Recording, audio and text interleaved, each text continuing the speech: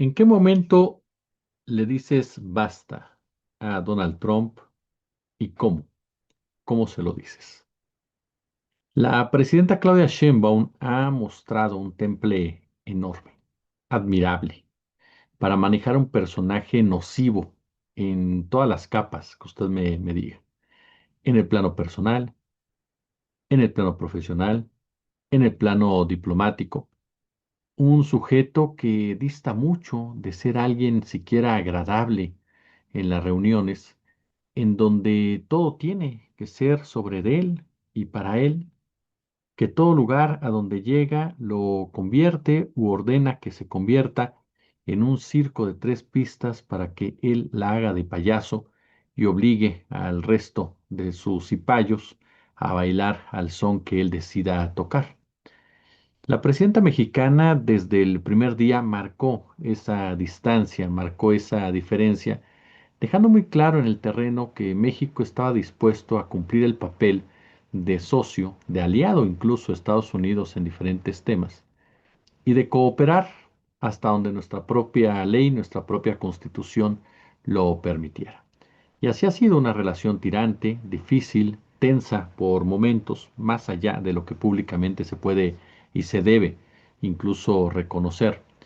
No es fácil el momento que vive el mundo cuando tienes a un gandalla, literalmente, esperando la menor respuesta para lanzarte toda su carrocería y demostrarte quién es el que manda, quién es el que corta la carne.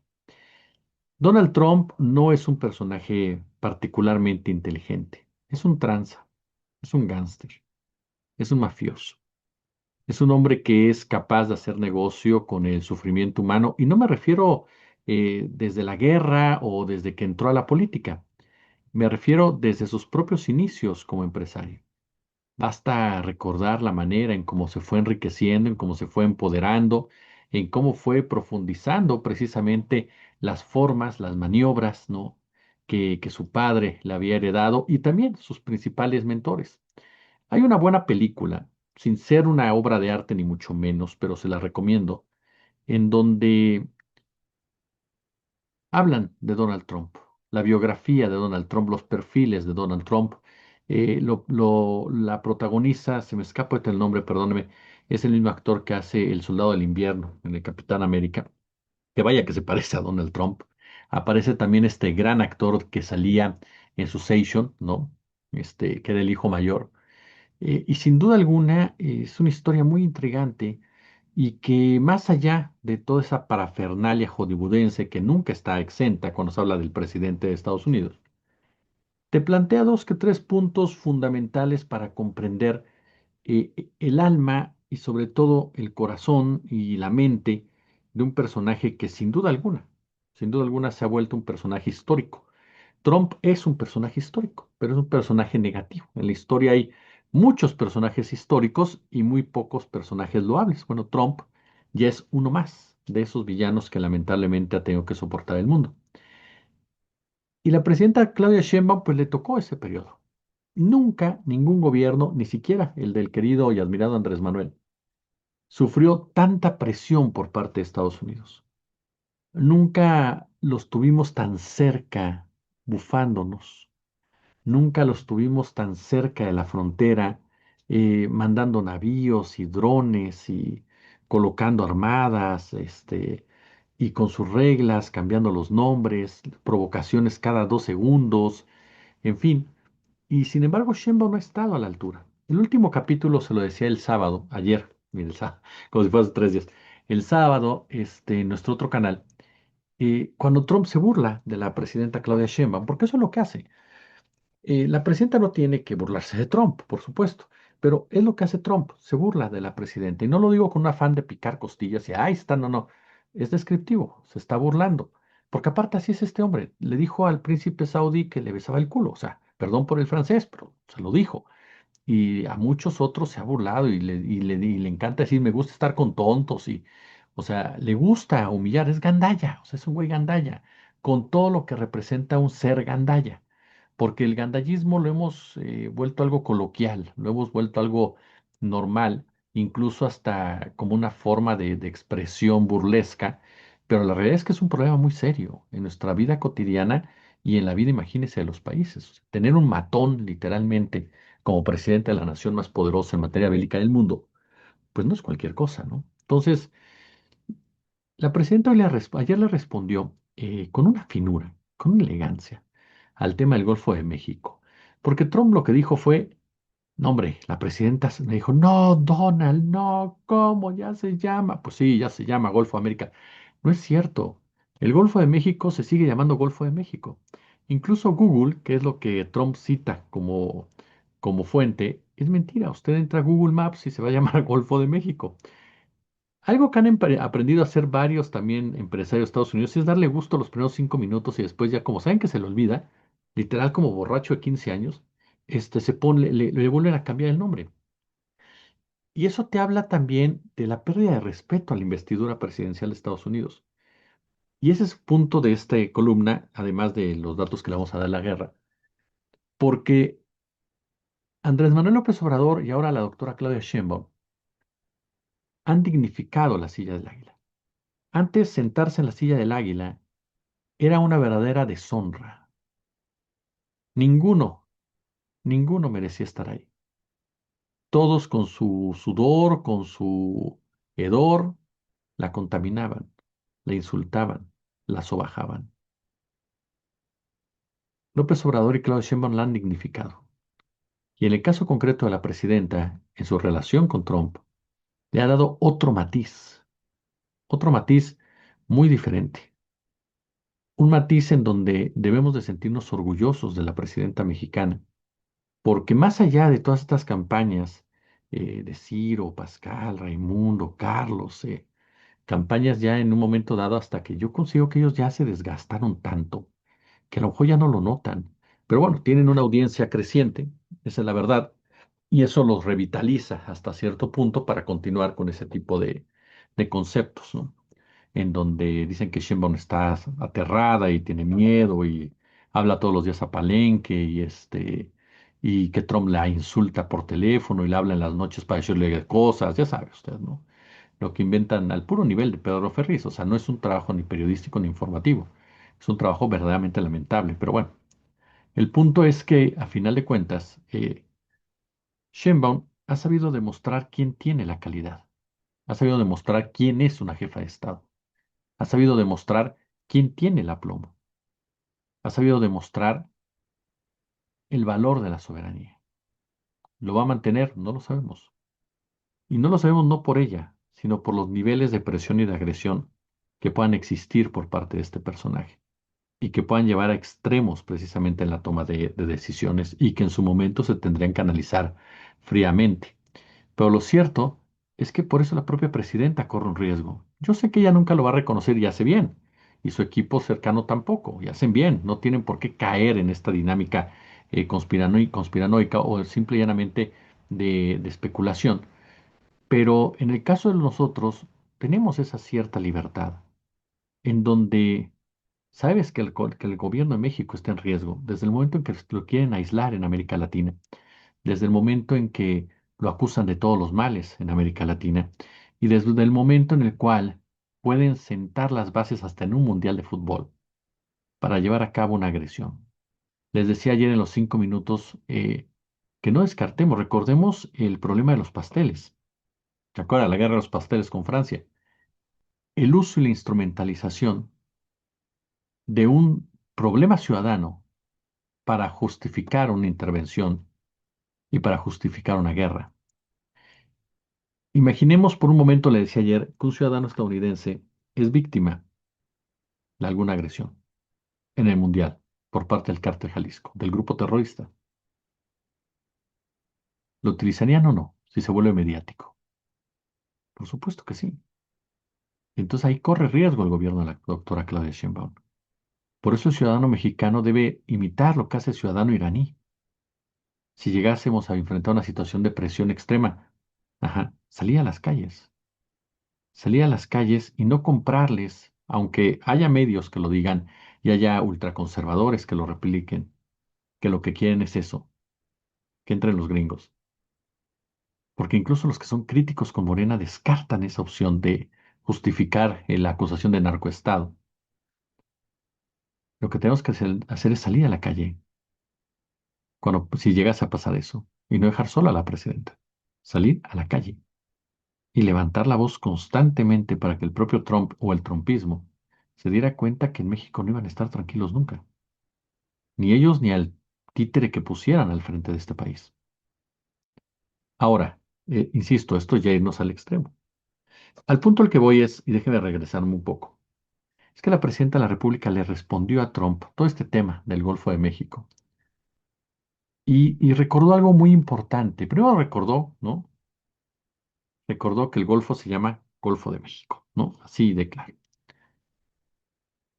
Y a pesar, y aun cuando mantuvo esta línea diplomática que hay que valorar de Claudia Sheinbaum, fue tajante al recordar que México no puede permitir la colaboración de Estados Unidos como ellos quisieran, porque la última vez que estuvieron aquí, se llevaron la mitad del territorio.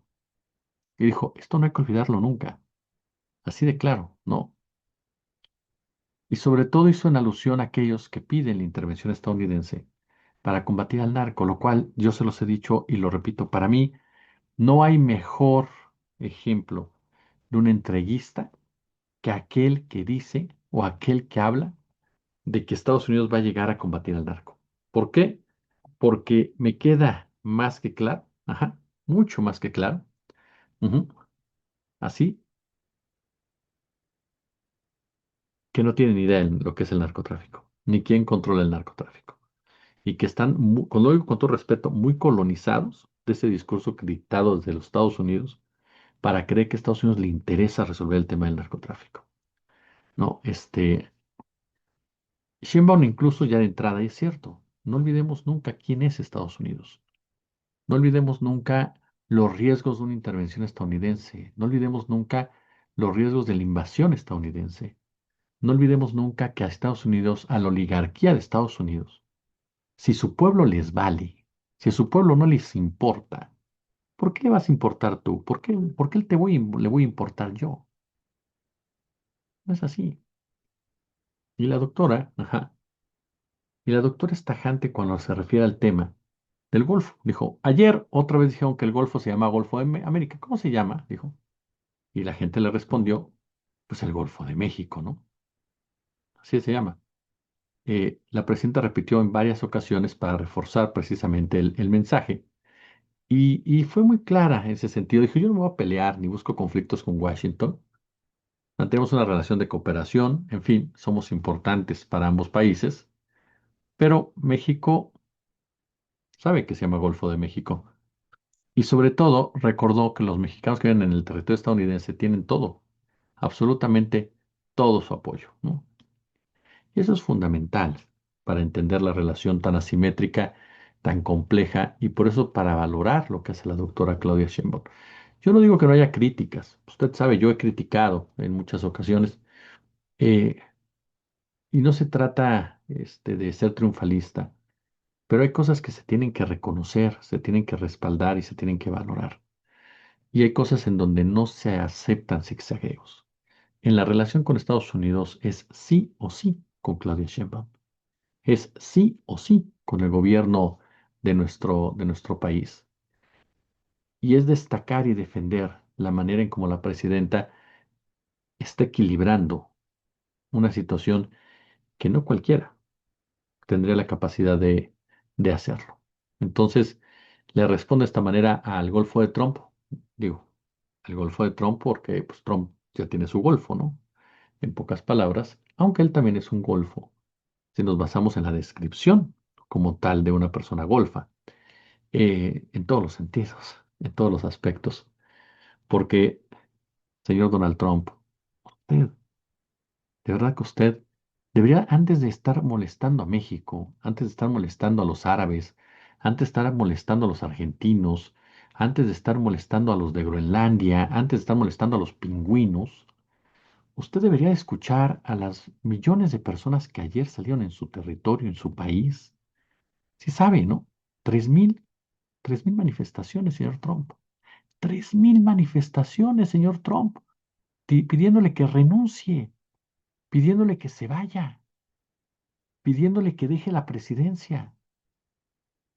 Eso es lo que usted tendría que escuchar y sus socios. Ese pueblo, Estados Unidos, que parece que se empieza a levantar entre todas las ruinas morales que ustedes le han inyectado y comienza a exigir que un personaje como usted deje la Casa Blanca. Ya después analizaremos los intereses detrás de los que vienen con usted, pero lo cierto es que ese es su legado, señor Donald Trump. Ese, usted que está tan preocupado de cómo lo va a recordar la gente, ese, que nadie quiere que se quede. Sí, hay un porcentaje importante que está con usted, eso es un hecho, pero la realidad es que usted le ha hecho tanto daño al país y al mundo en el poco tiempo que tiene, que le ha ganado a Hitler, ¿eh? Porque usted empezó una tercera guerra mundial. Hoy vivimos una tercera guerra mundial. Tal vez no como nos la imaginamos que sería, pero hay que ver cuántos conflictos existen en el mundo.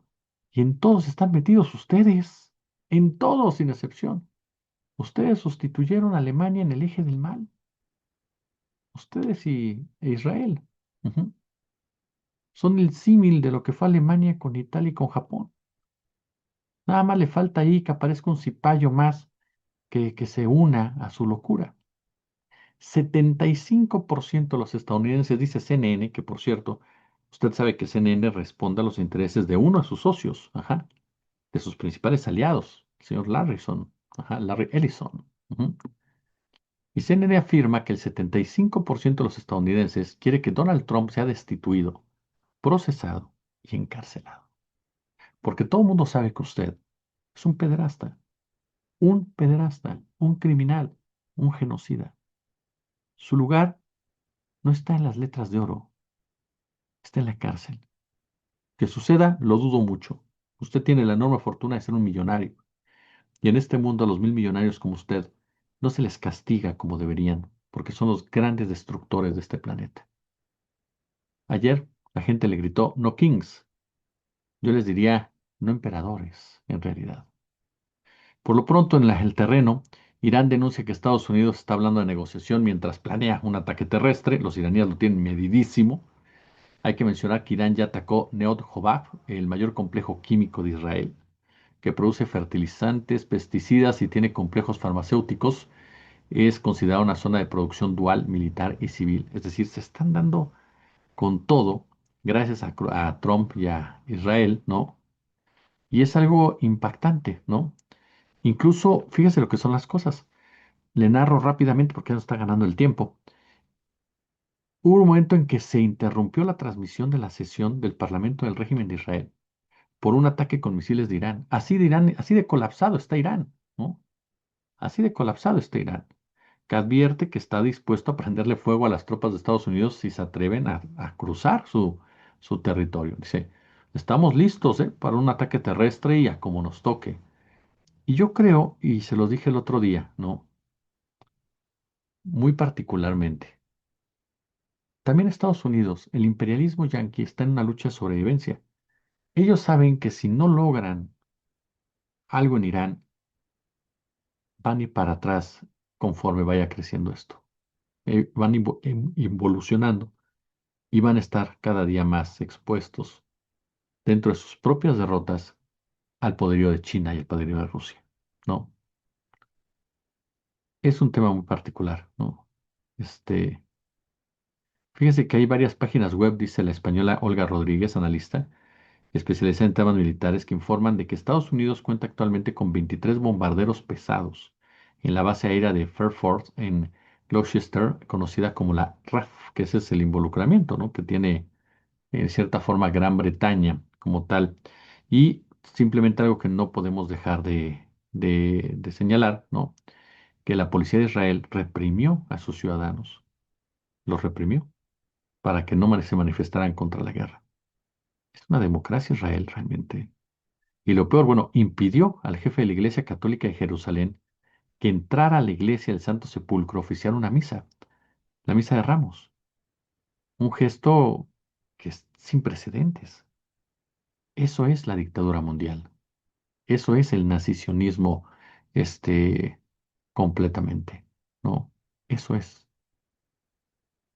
En fin, veremos qué es lo que sucede. Por lo pronto, el Departamento de Estado de Estados Unidos condenó los ataques terroristas perpetrados por milicias respaldadas por Irán.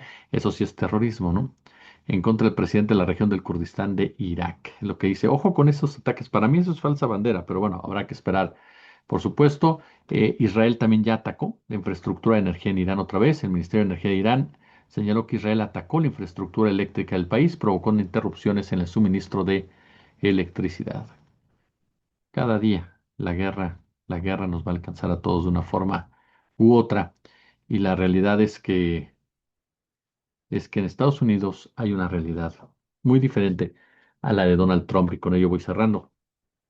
Donald Trump habla de victoria, Donald Trump baila, Donald Trump sale a burlarse de todos, Donald Trump habla que su hijo tiene muy buenos genes, Donald Trump habla que Irán le suplica un acuerdo. Donald Trump habla de que Israel es maravilloso. Donald Trump dice que van ganando, que tiene armas que nadie ha visto. Donald Trump asegura que todo vale la pena. Donald Trump dice que salvó al mundo. Donald Trump señala que salvó a Estados Unidos. Donald Trump asegura que ha acabado con el eje del mal. Eso es lo que dice Donald Trump. Pero en su país, y sobre todo en su gabinete, y sobre todo en sus Fuerzas Armadas, no le creen. Pulgares arriba. Como siempre, un gusto. Como siempre, un placer.